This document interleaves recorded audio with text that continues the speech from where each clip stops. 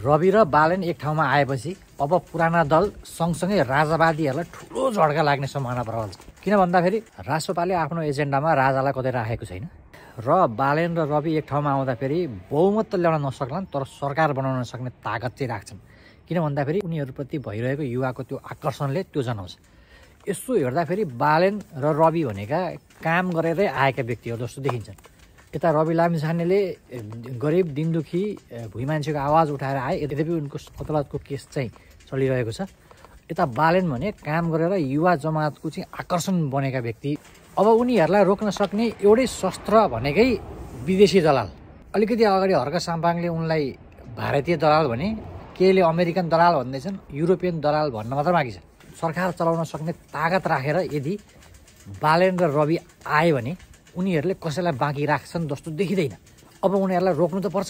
उनीहरूलाई रोक्नको लागि अनेक तिगुडामबाजी चाहिँ अब सुरु हुन्छ जस्तो लाग्छ।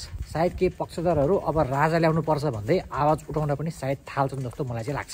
रवि लामिछानेलाई पनि फेरि जेल ब्याक गराउनको लागि अनेक तिगुडामबाजी हुन्छ जस्तो पनि लाग्छ। किन भन्दाखेरि रवि मात्र एउटा त्यो व्यक्ति निक्ले कि जसले नयाँ वैकल्पिक शक्तिहरूलाई एक ठाउँमा ल्याउन सक्ने ताकत उनले देखाए।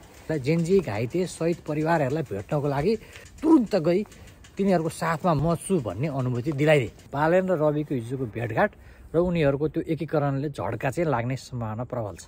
बालेन र रवि एक ठाउँमा आउँछन् भन्ने कुरो पहिल्यैबाटै पुष्टि थियो। कसरी भन्दाखेरि बालेन निकट हरेक व्यक्तिहरू रासोपामा थिए। जस्तै गणेश कार्की भए, असीम शाह भए, अब सायद कुलमान घिसिङ पनि जोडिन सक्ने सम्भावना प्रबल देखिन्छ।